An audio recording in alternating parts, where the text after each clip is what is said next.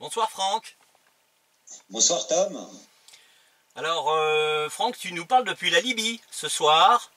Pour ton cinquième CITREP, nous sommes le 9 avril 2018 et depuis quelques semaines, hein, les choses ont beaucoup bougé en France puisque on a un acteur présumé principal de l'agression militaire contre la Libye qui a quelques problèmes en justice en ce moment, c'est-à-dire l'ancien président Nicolas Sarkozy. Alors je pense que le plus judicieux, c'est de commencer par lui pour ton CITREP. Tout à fait. Bon, alors, tu n'es pas sans savoir que le Comité révolutionnaire international, dont j'en suis un des représentants, a donné des informations. À l'époque, c'était Catherine Graciet dans l'ouvrage Sarkozy ou Kadhafi, l'histoire d'une trahison. Et dans cet ouvrage, qui a été complètement occulté, dirons-nous, par Mediapart, qui enquête, comme tu le sais, depuis 2011. Oui. Alors on voit notamment M. Plenel aujourd'hui s'extasier s'indigner sur les plateaux de télévision de la manipulation de Nicolas Sarkozy quant à son intervention en Libye.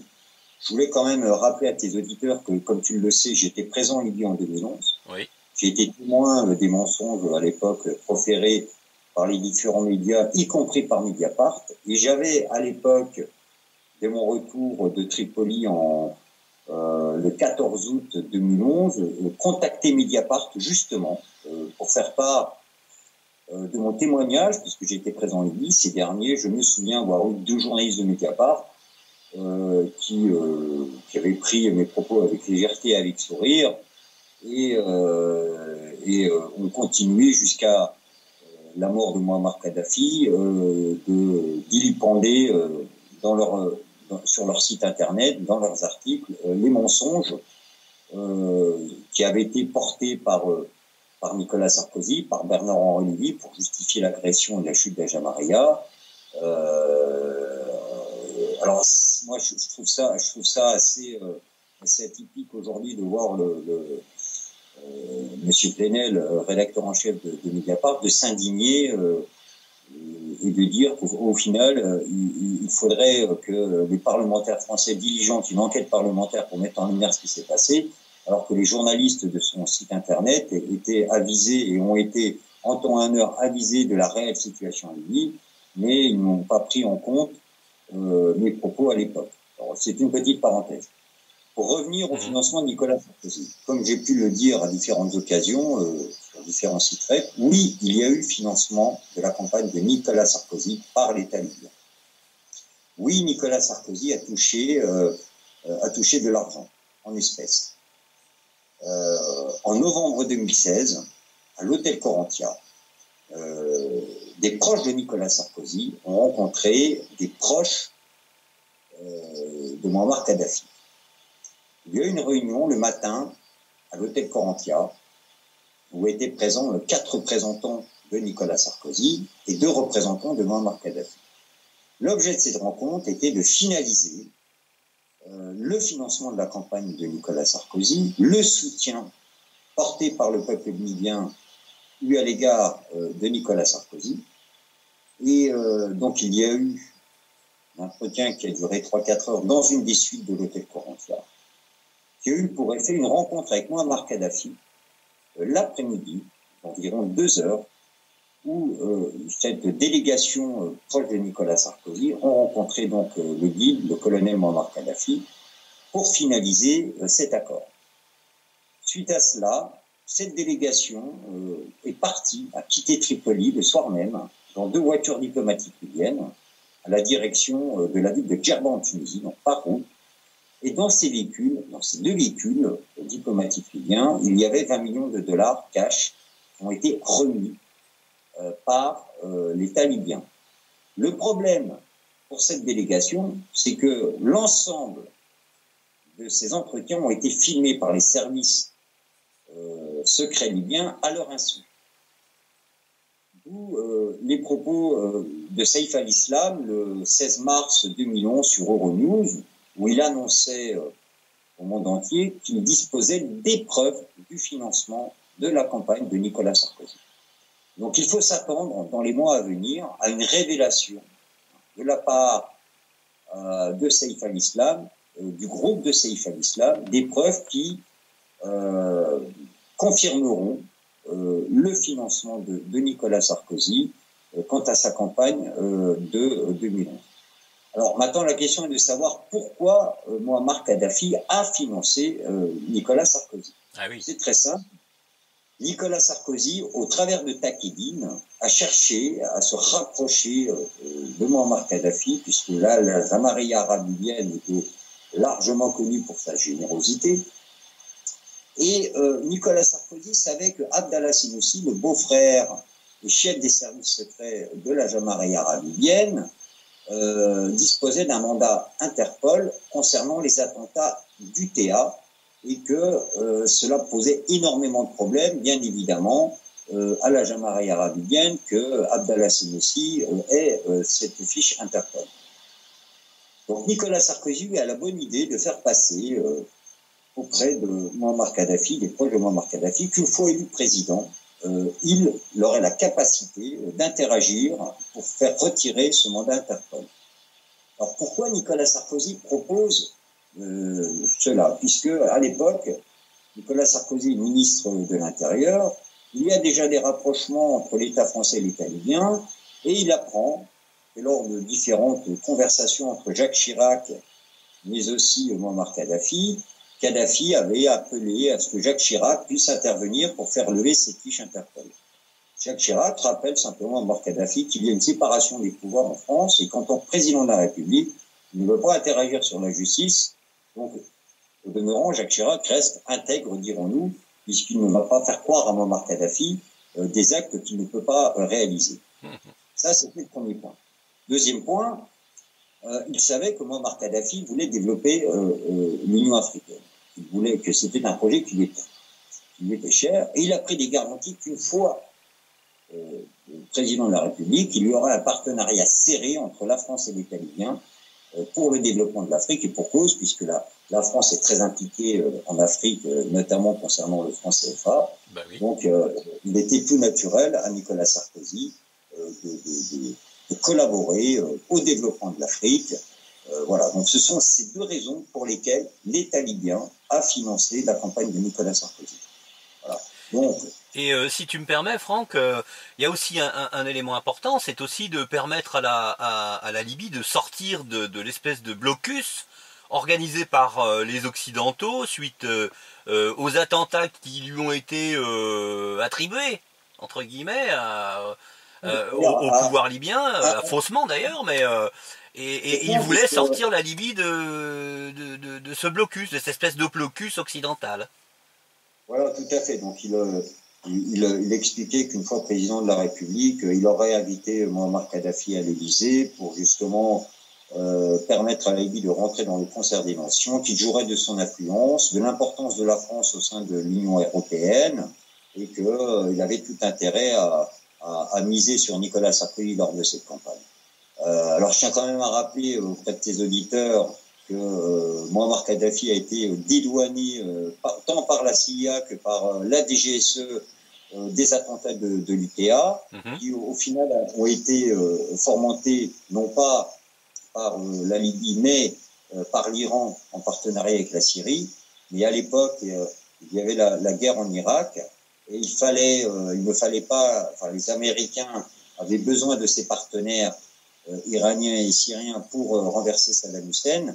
Donc, on a transposé cet attentat, on a mis la responsabilité de ces attentats sur Mouammar Kadhafi. Alors, ce qui est intéressant, c'est qu'il y a un ouvrage intéressant, je l'ai déjà dit dans différents titres, mais je vais le redire, un livre de Patrick Mbeko, Objectif Kadhafi. Dans cet ouvrage, il révèle des documents déclassifiés de la CIA, mais aussi des notes des services de renseignement français qui dédouanent complètement Mouammar Kadhafi et l'État libyen quant aux attentats de l'UTA. Mieux encore, l'association des victimes dédouane la Libye comme étant responsable de ces attentats. Donc, Kadhafi, comme on a pu le dire, a toujours été diabolisé par cette communauté internationale, puisque Muammar Kadhafi dérangeait énormément par cette démocratie directe qu'il avait initiée dans son pays, qui permettait la réattribution des biens au peuple, et dans son projet de création de l'Union africaine, qui allait réduire à néant le FMI, la Banque mondiale et le franc CFA à court terme, puisqu'il avait comme objectif de créer le dinar or. Donc voilà, voilà les raisons pour lesquelles Muammar Kadhafi donc avait accepté, dirons-nous, ce financement. Donc il y a eu un versement de 20 millions de dollars auprès de 4 représentants très proches de Nicolas Sarkozy, qui sont des personnes publiques. Alors il est évident qu'aujourd'hui, il est difficile, malgré le fait que j'ai connaissance de l'identité de ces personnages, de pouvoir le révéler. Néanmoins, le pôle financier qui enquête est au courant de l'identité de ces individus, et prochainement, lorsque l'agenda sera adapté par rapport aux souhaits des Libyens, puisqu'ils révéleront les preuves le moment venu. Voilà. Donc là, je t'apporte quand même des informations, dirons-nous, exclusives, puisque aujourd'hui, il n'y a pas que ce soit Le Monde ou Mediapart qui ont fortement enquêté sur ce dossier, et qui d'ailleurs ont complètement écarté cette piste, qui avait pourtant été révélée par...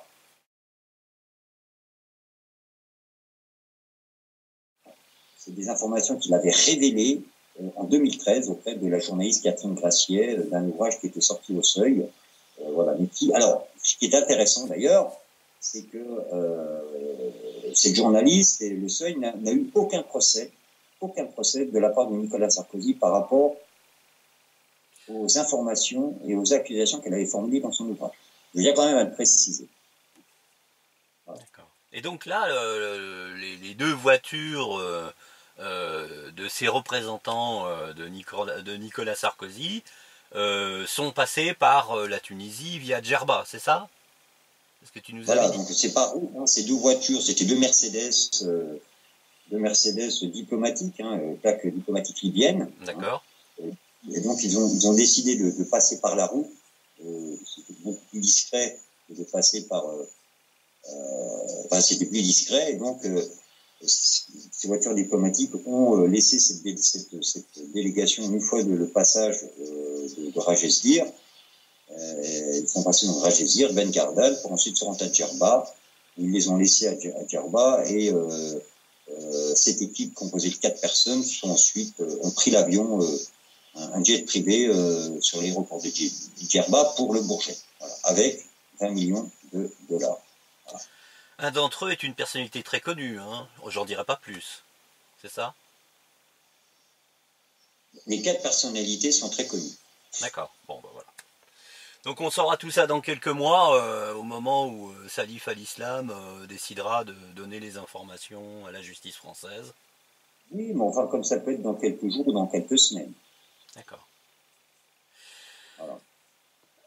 As-tu quelque chose à ajouter par rapport à ce dossier? Parce qu'il est quand même très ample, il prend beaucoup de taille dans l'actualité en France. C'est quand même la première fois qu'un chef de l'État est poursuivi en justice. Donc c'est quand même exceptionnel. C'est pas la première fois. Il y avait eu Jacques Chirac qui avait eu des soucis concernant le financement, je crois, les mairies de Paris, les emplois fictifs. Mais c'est vrai que là, on est dans un scandale. Pourquoi? Parce que maintenant, on peut se demander, on peut comprendre l'intervention et l'acharnement à tuer Muammar Kadhafi de la part de Nicolas Sarkozy. Ben oui, c'est surtout pour ça. Tout le monde sait que la résolution 1973, qui avait été portée par les Américains d'ailleurs, qui a été rédigée par les Américains, mais portée par Nicolas Sarkozy, a été largement outrepassée, puisque nous savons qu'il y a eu des forces spéciales françaises, qataries, américaines, anglaises, qui se sont déployés en vue de renverser la Jamaïque arabienne, qu'il y a eu financement et armement de ces milices takfiristes terroristes qui aujourd'hui occupent la Jamaïque arabienne. Nous savons que nous avons eu affaire à des mensonges proféré par Bernard-Henri Lévy, par Al Jazeera, repris par France 24, mais aussi par Mediapart, et c'est ça qui est intéressant, et qui a eu pour effet la destruction du pays, le fait qu'aujourd'hui nous ayons toujours entre 2 500 000 et 3 millions de Libyens exilés qui ne peuvent pas rentrer chez eux parce qu'ils sont restés fidèles à la marée arabe libyenne, et les conséquences dramatiques concernant le subsaharien, le développement du terrorisme, le développement de ces milices takfiriques mafieuses qui aujourd'hui organisent l'envoi de millions de migrants, la traite négrière, le trafic d'organes et surtout le redéploiement. La Libye sert aujourd'hui de base de redéploiement de ces takfiristes terroristes qui ont fui l'Irak et la Syrie et qui, depuis la Libye, se réorganisent et se servent des côtes libyennes pour rentrer en Europe. Il y a aussi ce monsieur Abdelhakim Bellach qui avait été reçu par Laurent Fabius en 2014 au Quai d'Orsay. Alors, Laurent Fabius qui exprimait que Al-Nosra faisait du bon boulot. Al-Nosra est un groupe terroriste takfiriste classé en tant que tel. Et monsieur Laurent Fabius avait reçu donc au Quai d'Orsay monsieur Abdelhakim Bellach, qui aujourd'hui est recherché par 5 États pour terrorisme. Et il a été pointé par les services anglais comme étant l'argentier des attentats en Europe, de la part de l'État islamique. Donc on voit bien qu'effectivement, on est dans un scandale de la Ve République, puisque nous avons affaire à M. Bernard-Henri Lévy, à M. Nicolas Sarkozy, avec ses amis M. Alexandre Djouri, qui se sont servis de l'État français pour leurs propres intérêts personnels. Je vais te faire une autre confidence, c'est que Nicolas Sarkozy, Bernard-Henri Lévy et Alexandre Djouri, de 2011 jusqu'à il y a encore quelques mois, échangeaient des tankers de pétrole contre des armes en provenance de Serbie. Et ces armes allaient alimenter les milices de Zouara et de Misrata, qui sont étiquetées en tant que telles par tous les experts comme étant des groupes mafieux, terroristes, takfiristes. Voilà. Donc il y a eu beaucoup d'argent qui ont été brassés par ces réseaux-là. Et Laurent Fabius, en étant ministre des Affaires étrangères, sous Hollande, a facilité ces réseaux, en permettant, en essayant de conférer une légitimité politique, à M. Abdelhakim Bellach, qui est le numéro 2, qui a quand même été le numéro 2 d'Al-Qaïda, qui aujourd'hui a une fortune estimée à peu près entre 15 à 20 milliards de dollars, puisque ce dernier, depuis qu'il avait été financé par Nicolas Sarkozy, donc le groupe révolutionnaire libyen, il a été notamment le responsable militaire, le chef du conseil militaire de Tripoli. Il a été le patron de l'aéroport de Mitiga. Ce même aéroport, il y a eu plus de 300 vols en provenance de Syrie, de Daeshis en provenance de Syrie, qui transitaient par la Turquie. On a à peu près estimé 300 vols affrétés par le Qatar, par les compagnies qataries, turques et saoudiennes, qui ont redéployé des milliers de daïchistes en Libye, sur l'aéroport tenu par M. Abdelhakim Bellach. Donc effectivement, on est dans un scandale à la Ve République, puisque aujourd'hui nous avons affaire à des groupes politiques, des hommes politiques qui se sont servis des services de l'État pour des agendas qui leur sont propres et personnels, au détriment du peuple libyen, mais aussi au détriment du peuple européen, du peuple français, puisque aujourd'hui l'Europe est victime de cette migration clandestine massive, mais elle est victime de ces attentats. Pas plus tard qu'il y a encore, malheureusement, quelques semaines, il y a encore quatre citoyens français qui sont tombés sous les balles d'un terroriste takfiriste qui soutenait une idéologie portée notamment par M. Abdelhakim Bellach. Donc effectivement, la situation est gravissime. Mais là, je vois difficilement maintenant comment Nicolas Sarkozy, comment Bernard-Henri Lévy et comment Laurent Fabius, d'ailleurs, je tiens quand même à rappeler que M. Fabius, je crois, me semble-t-il, est au Conseil d'État. Et à un moment donné, il va falloir que nos responsables politiques, que cette justice française fasse le nécessaire, puisqu'il y va même de la crédibilité de la République française aujourd'hui. Il va falloir vraiment que Macron acte les choses, que la justice fasse son travail, et parce qu'on ne peut pas accepter aujourd'hui que la France, qui est quand même une grande nation, puisse être victime, que l'État français soit victime de ces réseaux mafieux. Hein, voilà, tout simplement. Est-ce qu'on peut dire que est-ce qu'on peut dire que le président français actuel est vraiment absolument indépendant de ces réseaux? Il y a quand même des questions à se poser quand un de ses conseillers invite Alexandre Djouri quand il passe faire un tour en Afrique du Nord, je ne sais plus exactement où, mais je crois que c'était en Algérie, il me semble, non? Tout à fait, Alexandre Djouri, lors de la venue de Macron, a réussi à se faufiler à l'ambassade française pour y rencontrer Macron. Alors là, effectivement, le problème qu'aujourd'hui a Emmanuel Macron, mais au même titre que le ministère des Affaires étrangères ont, donc le Quai d'Orsay, c'est que, et j'avais exprimé lors d'une manifestation, si j'avais eu plaisir un jour à rencontrer M. Le Drian, je lui offrirais un balai pour qu'il fasse du nettoyage.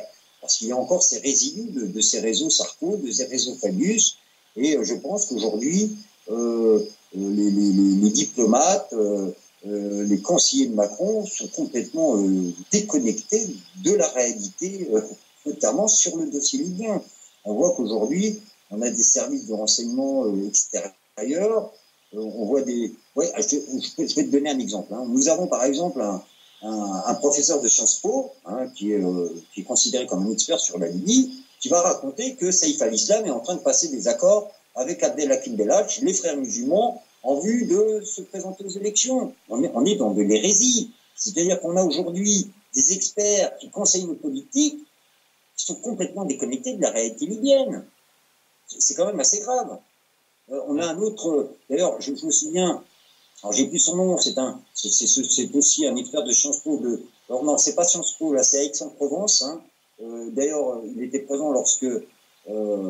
Abdelhakim Bellach avait été reçu au centre Rémo à Paris. Hein, on est intervenu, souviens-toi, pour dénoncer cette présence. Oui. Et pour cause, hein, M. Bellach, en 2014, nous annoncions déjà, lors de cette conférence publique, hein, où il y avait des membres du Quai d'Orsay, où il y avait tous les experts, hein, du Moyen-Orient, tous les analystes et tous les journalistes, enfin, le microcosme, soi-disant être, experts de la situation, nous avions avisé que ce monsieur était un terroriste et qu'il allait être responsable à court terme d'attentats en Europe.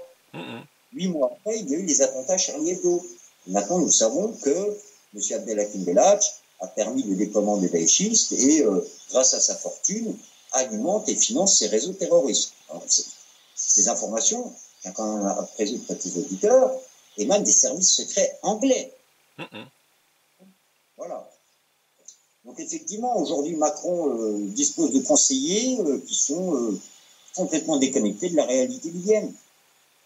Parce que ces réseaux, Fabius, Sarkozy, mais aussi de Bernard-Henri Lévy, hein, puisque, souviens-toi, en 2011, on se demandait qui était le ministre des Affaires étrangères françaises à l'époque. Hein. Oui, ça c'est vrai. Oui.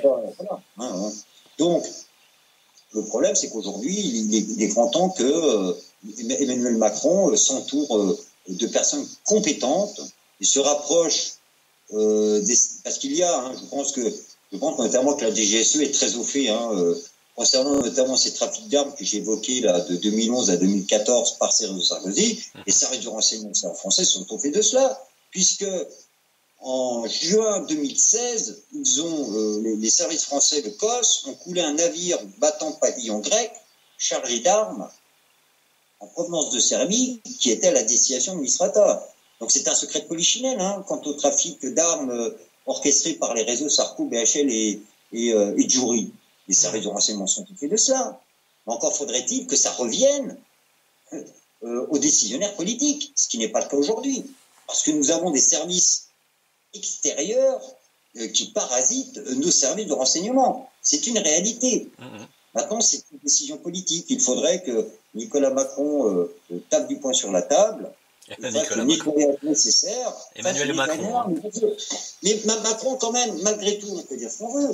Macron, lorsqu'il s'est rendu à Tunis au mois de janvier, au Parlement tunisien, il a fermement dénoncé cette intervention et l'erreur de la France et de l'Europe sur cette intervention en Libye. Bon, cela dit, ça prête peut-être à frapper la Syrie suite aux soi-disant attaques chimiques à Douma en Syrie. Alors bon, on ne sait pas. Hein. Est-ce que c'est... Ça, on est dans de la situation verbale. Souviens-toi, Macron avait profité de cette vidéo de la BBC montrant la traite nucléaire en Libye, en expliquant qu'il allait intervenir en Libye. Il n'a pas fait, oui. Et pourquoi il ne l'a pas fait? Parce qu'à l'époque, il faut savoir quand même que depuis 2011, Total ne bénéficiait de aucun baril de pétrole. Que Haftar a repris en septembre 2016 le croissant pétrolier, en 2015 ou 2016, je ne sais pas, pardon, j'ai une petite erreur de date, le pétrole va à la faveur des Américains. Bon. Pour éviter toute ingérence française, les Américains ont proposé à Total 70 000 barils. Donc ça faisait plusieurs mois qu'il y avait des négociations en cours. Voyant que ces accords n'étaient pas validés, parce que la 70 000 barils d'eau, ça représente quand même des dizaines de millions de dollars par mois, hein, de pertes totales. Donc Macron a profité de l'occasion de cette traite négrière qui avait été présentée par la BBC, alors que les services de renseignement français sont au courant, comme j'ai pu te le dire, et ce depuis 2014, puisque nous avions transmis les informations aux services compétents européens, notamment français et italiens, hein, concernant les responsables de l'envoi de ces migrants, les responsables de ces traites négrières, on avait donné les informations. Bon, Macron a profité de cela, une manière pour lui de taper du poing sur la table, qui a eu pour effet, 3-4 mois après, que Total ait signé un contrat avec l'ANOC, l'État libyen, sur 70 000 barils de pétrole sur des puits qui sont exploités par 3 sociétés américaines. Voilà. Donc je pense que sur le dossier syrien, on est à peu près dans la même situation.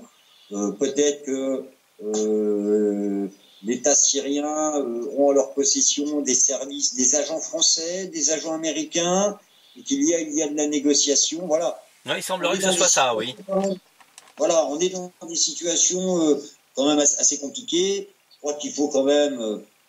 parce que je pense que si les Américains auraient dû intervenir, ils seraient intervenus depuis un petit moment. Hein. Ils n'auraient pas attendu la perte du dernier fief de ces daïchistes, de ces takfiristes pour intervenir. Parce que même si les Américains dans l'absolu interviendraient, il y a une déliquescence aujourd'hui de cet État islamique, de ces milices. Ils n'auraient pas cette capacité ou cette possibilité de pouvoir... Parce qu'il y a eu des dizaines de milliers de morts, il y a des réseaux qui sont complètement obsolètes, et puis il y a eu un redéploiement de ces daïchistes, comme j'avais pu te l'indiquer, que ce soit tant en Libye, mais aussi aux Philippines et énormément au Yémen. Parce qu'il y a cette guerre au Yémen, d'ailleurs, dont on ne parle pas. Oui. Énormément des dizaines de milliers de daïchistes qui étaient présents sur les territoires syriens et irakiens sont aujourd'hui en train de se battre au Yémen. Donc voilà. Moi, je pense qu'il faut plus voir des effets d'annonce. Bon, voilà. Mais on est plus dans ce genre de situation. Ce sont des pressions verbales, des menaces. Et actuellement, au moment où je te parle, certainement, il y a des négociations entre les services syriens, entre les services russes et les services français et américains, et peut-être aussi israéliens, parce que je pense que les Syriens ont aussi arrêté des agents israéliens. Donc on est dans de la négociation. Voilà. Je ne pense pas. Alors, peut-être que je me trompe, je ne sais pas, hein, mais je vois difficilement aujourd'hui les Américains intervenir. Voilà. Enfin, tout cela pour revenir sur Macron. Macron, quand même, se rend compte qu'aujourd'hui, la situation en Libye est assez quand même catastrophique, hein, pour la France, ne serait-ce que sur un volet économique, puisque je tiens quand même à rappeler que en 2010, à la foire de Tripoli, la Jamaïa arabe libyenne avait signé des contrats avec Bouygues, avec Dumez, avec des grandes sociétés de construction, puisque il y avait levé l'embargo, la Libye disposait de beaucoup d'argent, il y avait un pays à développer, donc de réelles opportunités pour les entreprises françaises. Aujourd'hui, ces entreprises françaises n'ont rien pris depuis 2011. Hein. On a vu des échanges des délégations de la Chambre de commerce pour la Libye de Paris se rendre à Tripoli en vain, puisque aujourd'hui il y a une absence d'État, il y a une corruption telle, et il y a une incapacité aujourd'hui de pouvoir faire des affaires, puisque la Libye, qui était le pays le plus riche d'Afrique, qui avait le meilleur PIB d'Afrique, aujourd'hui on passe de devenir un des pays les plus pauvres. Ces milices takfiristes ont dilapidé les biens libyens, ce pétrole est sous contrôle des Américains, il y a une absence d'État, et il y a une insécurité telle qu'aujourd'hui une entreprise ne peut pas s'installer et perdurer. Il y a des enlèvements quotidiennement. Voilà. Donc la France a perdu beaucoup. Il y a aussi cette menace de l'État islamique qui vient déstabiliser le Mali, le Niger, éventuellement le Tchad à court terme, et surtout cette menace terroriste. Donc il faut trouver une stabilité en Libye. Donc Macron prend conscience de ça. Les conseillers de Macron sur un volet sécuritaire savent qu'aujourd'hui ils ont tout intérêt qu'à moyen terme il y ait une stabilisation en Libye. Or cette stabilisation, elle ne passera pas par ceux-là même qui aujourd'hui tiennent le pays en otage, à savoir Hafter ou ces milices takfiristes qui sont légitimées par l'ONU au travers de M. Sarraj. Voilà. Donc bien évidemment, d'ailleurs ce qui est intéressant, c'est que tu n'es pas sans savoir, on va en parler, il y a eu annonce de la candidature de Saïf al-Islam par deux membres du mouvement populaire national libyen dernièrement à Tunis. Bon, il faut savoir que les autorités tunisiennes, jusqu'à la venue d'Emmanuel Macron, refusaient que les kadhafistes puissent s'exprimer en Tunisie. Donc la lecture qu'on doit avoir de cela, c'est qu'après la déclaration de Macron, où il charge effectivement l'intervention de Nicolas Sarkozy, de l'OTAN sur la Libye, les conséquences graves qu'aujourd'hui vit l'Europe, mais aussi toute la région du Maghreb et le subsaharien, il est évident que si l'État tunisien a accepté que les pro-Kadhafi s'expriment au travers de l'annonce de la candidature de Saïf al-Islam, c'est qu'il y a eu un aval d'Emmanuel Macron.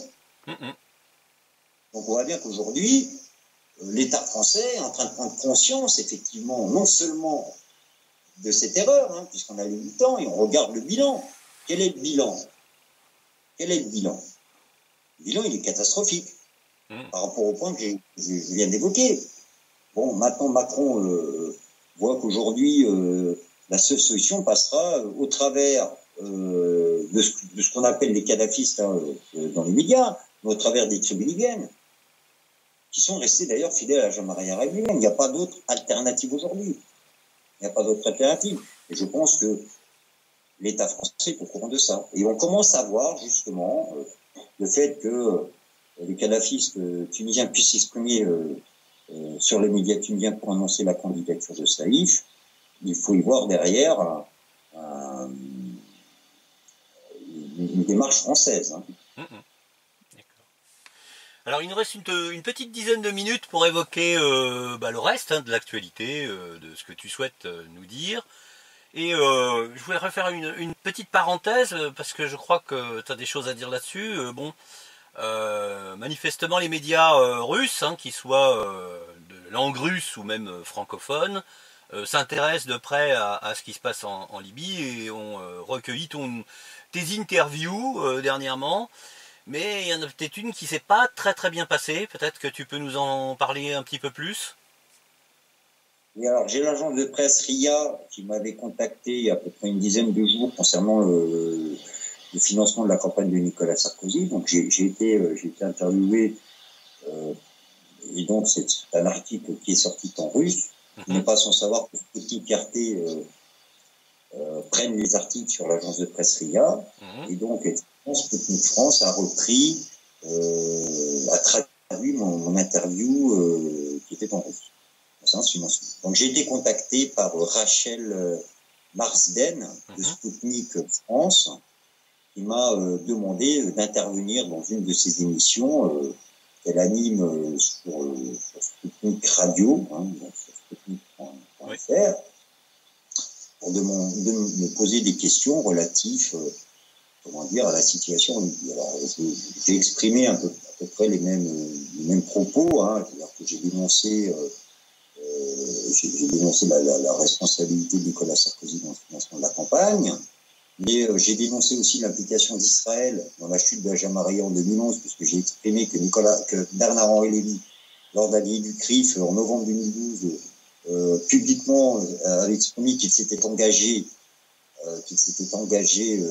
en Israël, en Libye, pour les intérêts d'Israël, hein, et uniquement pour les intérêts d'Israël.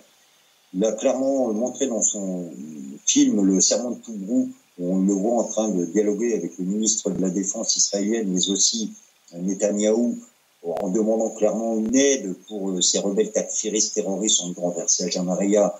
Et nous savons que le Mossad et que Israël ont financé les milices de Zouara, mais aussi de Misrata, qui sont d'ailleurs ces milices de Misrata d'origine juive turque convertie à l'islam, hein, au moment de l'Empire ottoman.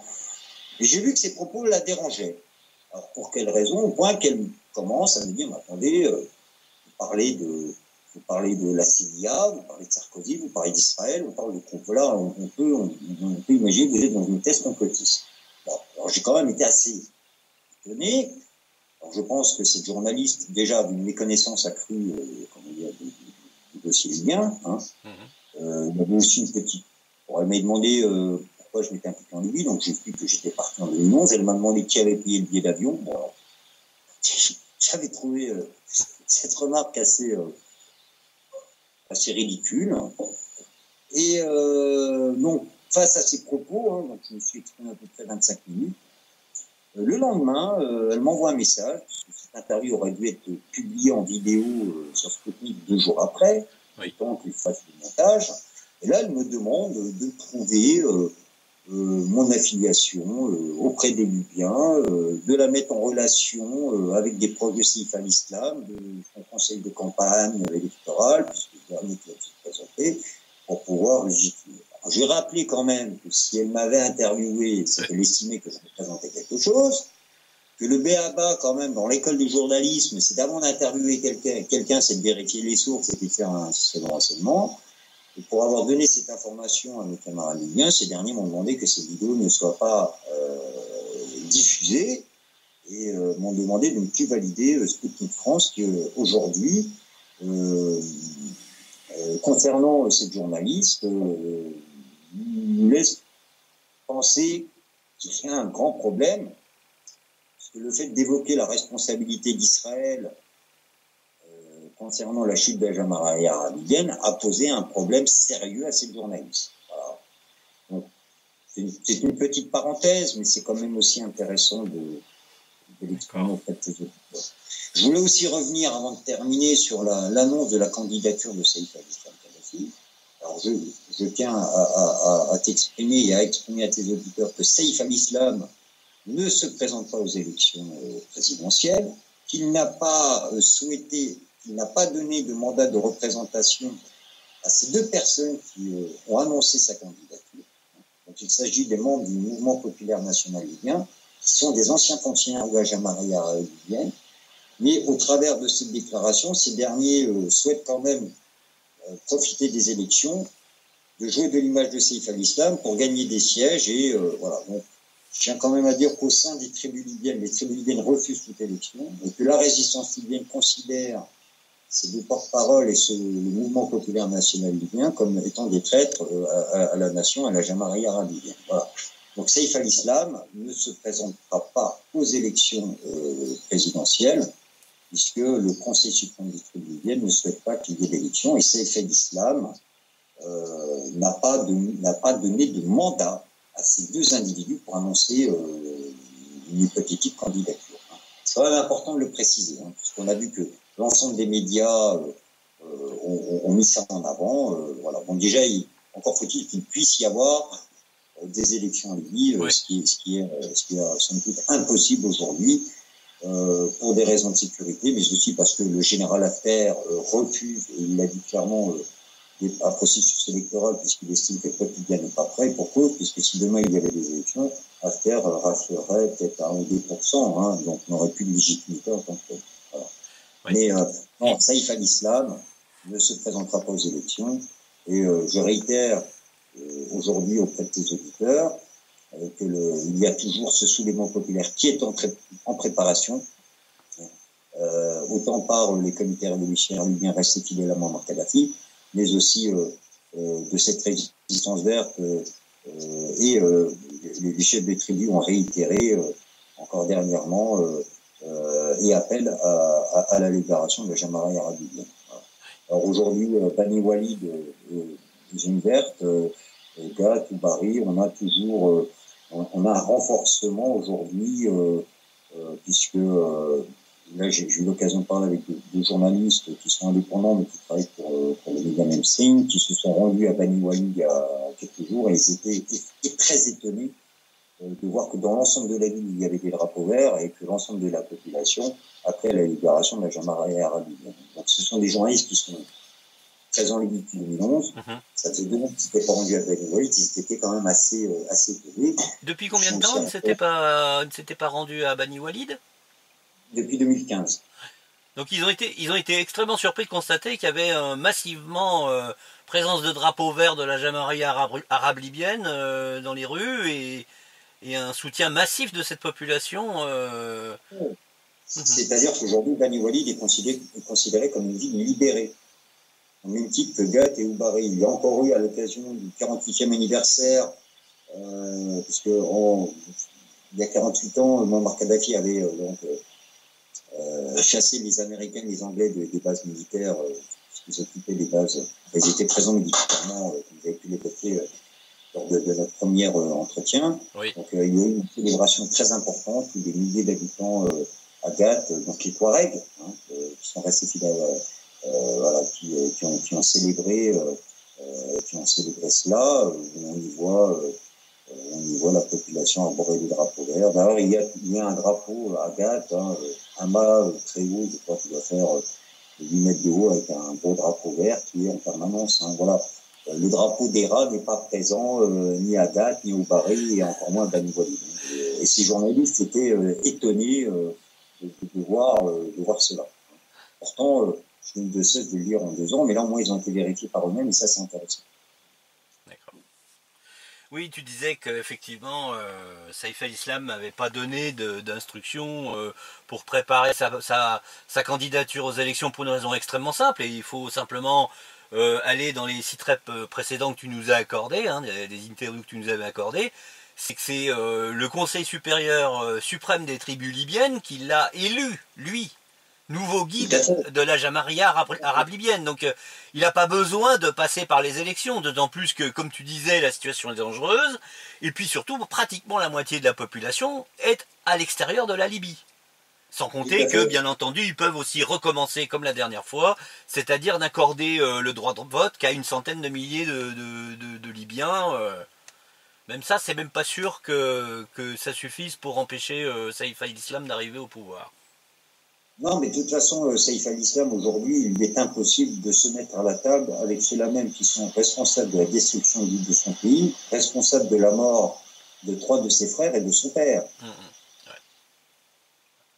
Voilà. C'est mal connaître les Libyens, la manière dont les Libyens fonctionnent. Aujourd'hui, le Conseil suprême des tribus libyennes considère leur pays comme tu l'as dit à juste titre. Ils ont nommé Saïf al-Islam comme le représentant légal du pays. Ce pays est occupé, donc il n'y a pas lieu à ce qu'il y ait des élections, puisque sous la Jamaïque arabe libyenne, il y avait un État, contrairement à ce qu'on nous raconte, il y avait une police, une justice, il y avait la sécurité, il y avait un système économique, il y avait un système social qui fonctionnait très bien. Ce système est occupé, il doit être libéré, et il est en cours la Jamaïque est en cours de libération. Mais alors après, on peut se dire, oui, mais bon, M. Pechirali, ça fait 2 ans, 3 ans que vous annoncez ces libérations.